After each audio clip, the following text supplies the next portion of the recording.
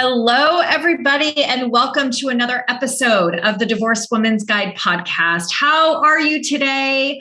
I am so happy that you guys have tuned in because I am here with my dear friend, Lindsey Ellison. Hello, Lindsey. How are you? Hello, Wendy, and hello to all of your listeners. How are you guys? Amazing to have you here. I am so looking forward to our conversation today, which is going to talk about Lindsey's latest book, which is called Lessons of a Breakup, and how it is that her latest breakup led to a spiritual awakening. So before we dive in, I'm going to share a little bit more with you guys about Lindsey. So Lindsey is a breakthrough coach and founder of Start Over Coaching, Inc., a coaching practice dedicated to helping people navigate their divorce or breakup. She is also the author of the best-selling book, Magic Words, How to Get What You Want from a Narcissist, which I recommend to all of my clients, and her latest book, Lessons of a Breakup. You can also find Lindsey on her amazing and popular podcast, Unbreakable You, Breakup Without Being Broken, or on her website, lindseyellison.com. Lindsey, I'm so excited to talk to you today because you and I have known each other for, I think it's been 2 years where you and I reached out to you. It was kind of like a fan moment where I wanted to talk to you and to meet you because your book, really, Magic Words, changed the way in which I was able to communicate with my now ex-husband. And so to have you here today is truly an honor. And I'm really your story has always been an inspiration to me, and I know that it's going to be a huge inspiration to everybody listening today. So if you would, please share with our audience today your story and how it is that it has really inspired all the work that you have done to where it is that you've gotten today. Yeah, well, thank you, Wendy. Thanks. What a great cue. Queuing up for me. So well done. I have been a coach, a life coach, breakup, divorce coach, whatever you name it. I've changed the different kinds of coaching I've done over the past 9 years. I've been doing this. I got into coaching after, kind of like you, getting through a divorce and wanting to help others through it. Around that time, I had met my second husband. We were dating. I was just getting this business off and running. And for a long time, I had a very, very happy marriage with him. Long story short, and it's a long story, and we only have X amount of time, that the marriage started to really crumble, I'd say a couple years ago, due to a lot of reasons. And a lot of it is personal on his end that I won't share because it's not for me to share. But my dream of having this happy marriage started to crumble. And then around, early 2020, then COVID hits, life just got really shitty, really, really quick. And my husband lost his job. Everything was on me. I had to deal, my kids aren't in school, stuff going on with my ex. And so suddenly it just felt like the whole world was on me to manage, and I wasn't managing myself. And then on top of that, I'm a coach. And so for me, there was this huge cognitive dissonance between what I thought everyone thought of me and what I had to be. And my inside world, my internal world, or the world outside of coaching was falling apart. So I also then felt like a fraud as a coach. And I found myself coaching or saying things that I'm like, I'm not doing that. Well, and I felt like a Ponzi, like a scammer. And so then I took work. I had to stop working. So now I have no income coming in. My husband doesn't have a job. And really within a couple of months, I started to really unravel. And did not know it then, but I was starting to have a kind of a nervous breakdown, shutting down all day, sitting outside, staring out, crying, depressed, everything. And again, this had never really happened to me. I've had some bad days, but it's never been like day after day after day where everything just felt hopeless. And I really started to think that the world would be better off without me. And I just could manage it. So I was really, I call suicide ideation. I wouldn't say I got to the thoughts yet, but I started to really think that almost wishing to die because I just didn't feel pain anymore. And I had no other way to manage it, nor to really tell anyone about it either, because of the shame that I had. So I ended up just checking out and getting myself worked on and fixed. So I went away to a world-renowned mental health. It's rehab, I guess, if you will, but it's more than that. It's really a center for childhood trauma and managing all kinds of issues with your life. And that place is called the Meadows, and it was out in Arizona. And it was just the most amazing, intense 6 weeks of my entire life. And I came out of there a completely different person. And I learned about so much of my own childhood trauma that I really hadn't dealt with. And I learned how much trauma that we experience in our childhood. By the way, I never even, other than my mom dying when I was young, when I was 6 in a car accident, right? That's traumatic. I thought that was really the only traumatic thing that happened in my life. Oh, there was a lot more after that. And trauma can be so nuanced. And I had to unpackage it and unpackage a lot of pain, which really was what was happening is 2020, COVID, and all of that stuff. It was re-triggering some really bad events that I hadn't dealt with. And that's what I learned about codependency, is that it really is like a disease and you have to manage it and you can't be cured of it. And I really thought I was. I knew I was codependent. But the codependency kind of, when shit starts to hit the fan, we lose our defenses and all the things that we learned about. And my codependency was basically trying to take care of everybody else but me. And I broke and I couldn't take it. So ultimately, I got out of there, had an amazing life-altering shift. And I came home and I realized my marriage just wasn't going to work at that point. And it really was like a square peg in a round hole. We talked about this before we hit the record button, but I had never broken up with someone that I still loved and cared about. I always would break up with someone when I was so done and, angry and disgusted with them or whatever. But I had to break up with him to take care of myself because he wasn't taking care of himself. And I knew I would be triggered going back into those old patterns that I just couldn't do. So breaking up with him, which was a year ago, resulted in a massive amount of grief and loss over that marriage and over that relationship. And I really still loved and cared for him. And now I'm alone. So I spent from like November through almost February, end of February, early March, in utter grief. Just waking up every day crying. I mean, every little thing, commercials, songs would come up, it's that classic breakup grieving that I hadn't experienced in a really long time. And in doing so, there was nothing that was taking away my pain. There wasn't enough therapy. There wasn't enough me talking to my girlfriends. There wasn't enough wine. There was just nothing for me to deal with it. So all I started doing was just praying. I had to, love addiction, which I think is what was going on. I had a co-addictive relationship with my husband, is really seen as, we have to think of it as an addiction. So I was really going through withdrawal, and I knew this. But just like with any addiction, we make something our higher power. And I see this with my clients all the time. And I think with women, we are actually culturally rewarded to make men our higher power. Right. So that's what I really realized, is my higher power was gone. He did not live here anymore. And I felt utterly broken and lost. And that's where I recognized I have to go find the higher power within. So that's really where my grieving started to shift into diving in and connecting with this thing called God. And I always like to footnote that I could never even say the G word, right? I'm not a holy roller. I'm not born again. I don't even like organized religion. And if any of you do, great. But that was like how I was. Right. But I found I had a choice. I could sit and cry over my higher power that's gone, or I can take this energy and find the voice within. And so that's what I would do. I'd spend my mornings just meditating and listening to a voice that was calming and reassuring and not mine. And then I would listen for it. And then I would I had my phone and I just started on my notes pages, just write a note to myself. And it was the most loving, reassuring, sane voice.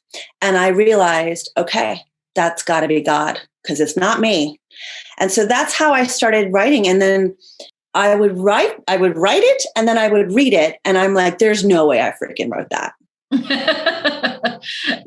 Do you know what I mean? Like it was just that.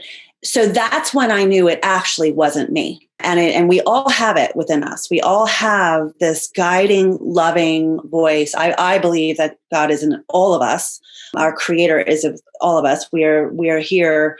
And I also felt as though the message I kept getting is, my will for you, God's will for me and for you, is to be happy. And you are not choosing that. So certainly over time, I started writing the stuff, and by March, like suddenly, all of my pain just disappeared. I felt healed in a way. I mean, I was no longer grieving, and the lack of pain started going away faster the more I started doing this work. Mm. And so ultimately, I now had pages and pages and pages of these things called the word that came up was blessings. There's a lesson and a blessing, or a blessing and a lesson behind each one of these things. So I decided to just clean it up and make a book out of it, because what helped me get through some of the hardest, most gut-wrenching, pain, I figured I just needed to share it. So I ended up creating this book. You can buy it, or you can just opt into my website, and you're going to get it daily for free. So each one of the lessons. So that's pretty much, I think, the story in a nutshell. Yeah. So, I mean, I'm literally just here. I'm like, I'm in it, Lindsey. Like, it's just so captivating. No. And what I just heard you say was that you allowed yourself to feel through what was coming up, and then you decided to take charge of the process. Right. And so many times people will just sit in that lowness, right, and just assume that at some point, poof, things will magically shift. And you made a decision, you made a choice to shift into, and I love the word blessing, because to me, I always say, like, there's lessons in our mistakes, right? And I love how you see blessings in those lessons, and I don't think a lot of times we allow ourselves the quiet to hear that voice. What we hear is the louder voice, right? Which tends to be the critic. So how were you able, because I know a lot of people are like, how do you even hear that voice? Because all I hear is, you're a failure, you're a mistake, you screwed up again. How were you able to silence the critic, right? For you to be able to hear the higher power voice instead? That's a really, really good question.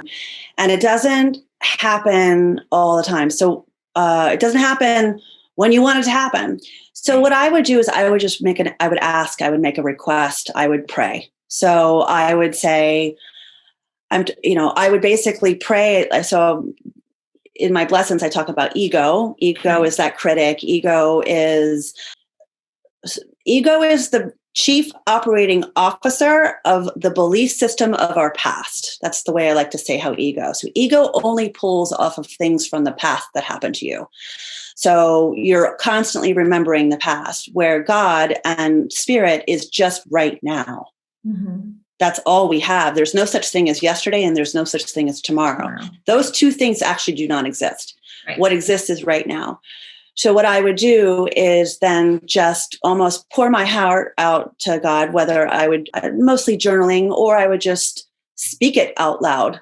And especially in times of real pain, I mean, I've screamed, God, where the fuck are you? I have literally said that. I don't feel you here. You've abandoned me. I feel abandoned, And then I remember hearing the voice, are you done? Are you done? Mm-hmm. Right. And I'm like, yes. Okay, now sit down and breathe. Mm-hmm. So those messages are all, I find that these holy divine messages are is just these small and for right now. I don't find that at least God gives me this whole PowerPoint presentation of like, here's how your life is going to be. And here, it's just about now because that's actually all we have. So I would then, so to answer your question, I would pray, I would yell, I would just get it out. And then I would then put on Pandora. I have a yoga music channel, and I would sit and breathe for 10 minutes at least. And sometimes I'm so wired and so angry and so upset that I couldn't even close my eyes, but I would look outside. I would look at something and just think, and I would just allow myself to breathe. And then I would just say, I'm listening. I'm ready to hear it. Show me what you got. And then you really have to almost, so the way, and then I would do this visual is sometimes I would have to take ego. I would picture ego as a shepherd, and it's leading the bad thoughts away from me. Right. And then, so ego's going down over there. And I would just allow this light and spirit to come in. And then it was just, then I would start writing, Dear Lindsey, and as third person, right. Of just, and it was just the most loving kindness thing and it started to really work. So, and the other thing too, is I wanted to say, I knew, having come out of treatment for codependency and love addiction, and codependency is seen as an addiction, right? So for everyone who has never heard of that, I like to say alcoholism, you have a drinking problem. Codependency, we have a thinking problem. Right. We can't manage our thoughts because we have had so much trauma and all this other stuff going on and things that we've learned that is wrong. Right. So I knew that me needing this higher power, like the missing, what is that a perfect setup for? Is for me to go out and date and find another one. And I knew not to do that. Yeah. And it sucked. And that's what a lot of people do, is they have a breakup, and the best way to get over someone is to get under someone, right? That's what we all say. Yeah. I knew not to do that. Yeah. So, yeah. And I really, I said, I didn't spend 6 weeks away from my home and family to get into this again. So yeah, that's how I did it. I hope that explains. No, it's so powerful. It's interesting. I started rereading. It has been a couple of years, but I started rereading Eckhart Tolle's The Power of Now. Yeah. And I just got goosebumps. Woo. And I started reading it, actually, in the audiobook of it, when I was driving back from visiting my family up in San Francisco, and I'm in LA. And one of, like, what I'm hearing you say too, and one of the things that came to mind from what I read or listened to in the book is that, when we spend so much time being preoccupied with our past behaviors, or we're thinking too much about the future, it takes us out of the now, right? It takes us out of being present. And so what I heard your practice became was really, your negative critic is talking to you about your past, right? And the way that you're rooting yourself in the now is really tapping into your breath and getting present and asking for now, right? Asking to be spoken to in the now. Because, I think what a lot of times that I'm also hearing you say is that so many times our mind gets trapped in that past, right? We trap our mind in the past. I think that's what you mean by like codependency is like an addiction to thinking. So your codependency is keeping your mind trapped in the past, which is keeping you trapped in that time instead of releasing it, right? I love the shepherd analogy. That is powerful, by the way. You should do something with that if you haven't already. I think that's really powerful. But to identify with your mind is to be trapped in time. And when you surrender to your subconscious, which is what I'm hearing you did when you were like, God, I'm ready. Here I am. Talk to me. What am I supposed to do? Is you really surrendering, getting out of your head and allowing the subconscious to connect with the higher power. Yeah. And that's powerful, like super powerful. Have you ever read the book Conversations with God? No, I haven't.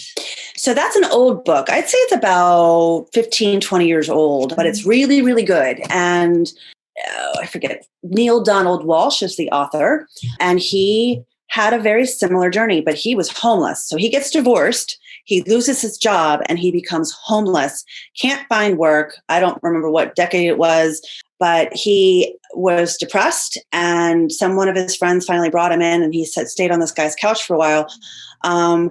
And it was the same type of thing where he was like asking questions like, why is this happening to me? And he had a very similar dialogue, and it ended up turning into this book called Conversations with God. And I remember when it came out, it really got a lot of criticism, because you're like, who are you, God? And, right. But it is his voice, his higher power, and his interpretation and his conversation with his higher power. So anyone can do this. We can all have some kind of conversation with God. We have to kind of let go of the weirdness of it. And, I don't think we have to be reading scripture or going to church or synagogue or wherever we go to hear it. We can do it at any time. And I think too, again, through the recovery work that I've done, and this is what I teach, and I have a new course that I built. So while I was doing all this, I built a whole new course called Breakup Breakthrough. It's a 6-week online course that gives you a practice of how to manage your thoughts, basically, and through the whole breakup. But one of the biggest issues is we all have triggers. So a trigger is going to happen. We might be in our present, but then something happens and we're triggered. And I was telling you before we got on, a song would remind me of him. I remember Super Bowl was a huge trigger for me, because those were some of our funnest days. We loved Super Bowl. So a song, a text, something, doesn't matter. Right. You go into someplace and you're triggered. You can create what I call a trigger mitigation plan. So when you aren't in the moment of being triggered, so you just start coming up with a list. So in that moment of grieving, I knew, like, I came up with 4 or 5 triggers, whether I'm getting externally triggered or internally, meaning I got no plans on Friday. My phone isn't ringing. That's a trigger, right? So sometimes it's nothing going on. What is the thought? What are you making up about that? How are you feeling? And what is your typical behavior? And what would you like to do next instead? Right. So I actually had that mapped out pretty well, which helped me recognize that when I would get triggered with a wave of grief or a wave of sadness, I could then observe it and say, okay, wait a minute. This is not my spiritual divine self. This is my ego self. You're getting triggered or memory of the past. And then finding a way to pray through it or to write through it, etc. And I swear, I receive my own blessings just because, I opted in myself just to make sure it's always working, right? And sometimes I'll read this stuff, Wendy, and I'm like, I can't believe I wrote that. It's not even me.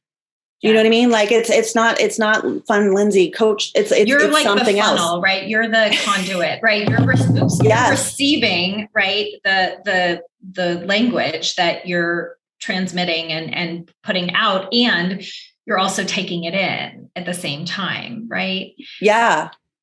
And so go ahead. I was going to say, did you catch the Adele interview or with Oprah? Yes. Right. Yes. I'm not a huge fan of her music, but I wanted to hear anything with any Oprah interview. I'm always all ears.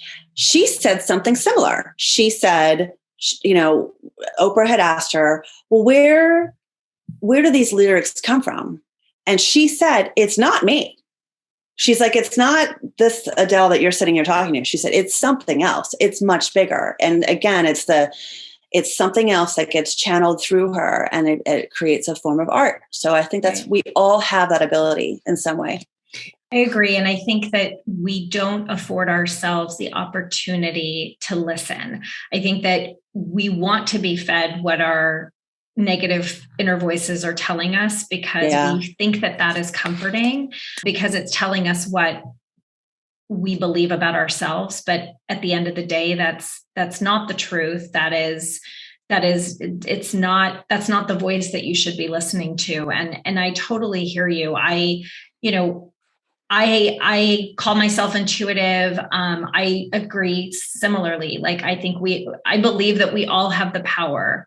And you can call it intuition, you can call it, you get downloads, whatever the language is, but it's in those moments where you get out of your head. I'm pointing to my head, like you get out of your head, right? And you go into your heart, what I call your heart center, right? And you connect there instead. And that's where the downloads come. That's where the words that you say, like, and I totally know what you're talking about, because even just this morning, I was getting I was doing yoga this morning and forcing myself, right, to be in that meditative state, to focus on my breathing. And all of a sudden I was getting into, I was hearing this stuff. And similarly, like I have a note section on my phone too, that I just start writing stuff down that I'm hearing. And so how can people I don't want to say better, but how can people start paying attention to when those moments come? Because as a society, we're so driven to be on autopilot and checking shit off our list 24/7 and like, woohoo, I'm accomplished. I crossed something off my list. When really in reality, it's in those moments of silence where your biggest moments, I believe, really happen. So yeah. Is it focusing on your breathing? I know that you talked about, the thought and, having the awareness and questioning if it's fact or fiction, et cetera. But like, what else can people do to just like slow the heck down? So one thing I learned at the Meadows is we operate. So, and I could say this to probably the majority, if you've been in a toxic relationship and you're listening to Wendy's podcast or my podcast, you've probably been in a toxic relationship that really burned you. So I'd say a good majority of us are codependent. So what codependents, we are really bad at asking for help. So what I learned is there's two operating mindsets from someone who is a codependent, where we're needy. We need too much. We ask for too much, right? That's our wounded child. Mm-hmm. Or there's the adapted adult child, which is anti-dependent. I don't need help at all. That's typically where I operate out of. I don't ever need help. So to answer your question, to come out of recovery is the first thing is admitting you can't do it all, admitting that you need help. So that's I'd say the number one thing. And to really I fell into a place and I was too quiet about it, where I didn't let anyone know that I was struggling. I didn't let anyone, especially being a coach, I really thought I had to be perfect and have my shit together. And I recognized that it's actually better if you tell everyone you don't have your shit together. And it's any coach, it's any guru, it's a mom. You don't tell your kid, you tell your kids, I'm not perfect, right? So it's letting others around you, whether it's a coach or a friend, saying, I'm not doing that great today, but then also say the same thing to God, say the same thing and just say, I need help. So I think it's the concept of receiving, it's asking. And if you've been abandoned, wounded, neglected as children, we knew never to ask for help because we'd get in trouble or something bad would happen. So I actually think it's quite simple to tune in, is just to say, I don't have all the answers. Ask to remove it. I mean, literally, God, please remove this pain. Does it happen instantly? No. But I find that it happens much quicker if you ask than if you don't. Or I'll say, I'm ready to hear you tell me a different way of doing things. How else can I look at this? Help me see this from your eyes, God, I will ask. And then I would. I mean, I really do believe it is that ask and you shall receive, but it is the asking part is, I think, kind of the biggest thing. And it's easy, but it's not easy, but it can be done. Yes. And it's not always instant gratification, which is what I think causes us to pull ourselves out of listening, because it's not now, right? Yeah. But trusting that it will come and having the patience to wait for it to be delivered. I think that's one of the things that I've learned the most about downloads, or, however you want to I call them downloads. Like they come at times that I'm not expecting. And it's when I get out of my head and I tap in, like I just let my subconscious have some breath. Right. Yeah. And so I hope that everybody listening hears that, right? We're also control A type personalities, right? It's like, I want it now. I want it now. Like we keep saying, like the only time that exists is the now. Yes. And it doesn't mean that you get everything right when you want it, right? Like there's divine timing exists for a reason, right? Yeah. I also want to just tell everyone there's a lot of science behind the various brain waves that are happening. So when you're getting out of bed, you've got the delta, I think, please don't quote me on it's alpha, beta, delta waves, but I believe you're getting out of delta. And when the first 30 minutes that you're up, your brain activity hasn't gotten into that alpha, which is high activity, which prevents you that high. It's just to-do list, answering emails. When you start to get into more alpha thinking, it's actually harder to channel in some quieter thoughts. So I really create a pretty strict practice. I don't watch the news anymore. I used to turn on the TV right away, make coffee, and watch the news. I allow myself to sit at least just for 10 minutes while I'm drinking coffee. You don't have to go and meditate. I mean, a lot of people do, but just to allow yourself to think quietly and asking and praying, there's more signs that you'll get more of those messages earlier in the morning. Yeah, no, and I totally agree with you. I'm a theta healer, so I go into that. Yeah. So I go into the theta brainwave state, which is meditation and hypnosis state. And that's where I go when I'm receiving, and I use that work with my clients as well when I do theta healing.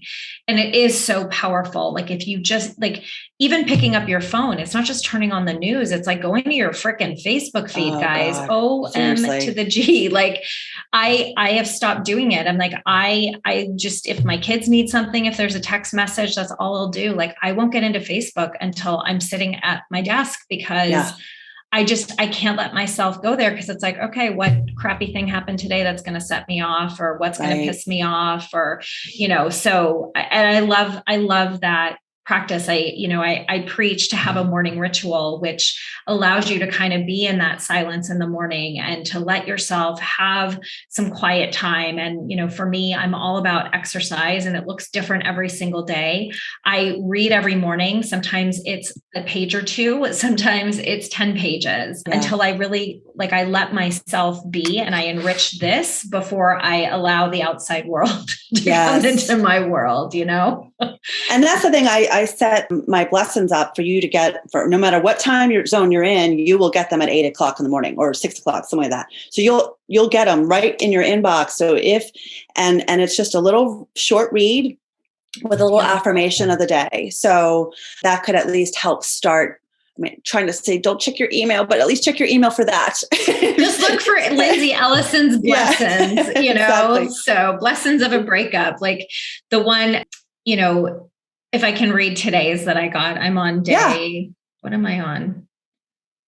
This is day 12. I'm on day 12 of your email list. But, the thing that you have it italicized at the bottom, to me, that's like your prayer. That's the prayer you're giving me for today. It says, today I have nothing to fear. There is nothing to ever fear, because I am always supported by God, universe, Holy Spirit, whatever speaks to the audience.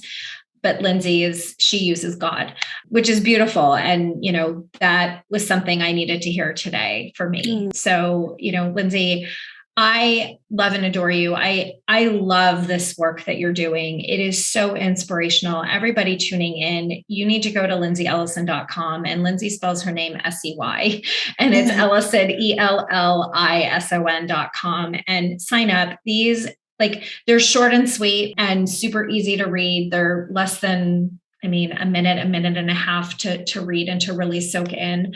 It starts your day out beautifully. And you can purchase the whole thing. If you don't want to wait all these days and you want to read more, you can purchase an ebook on my site. I think it's $10, something like that. So if you want to get all of it at once, you can do that.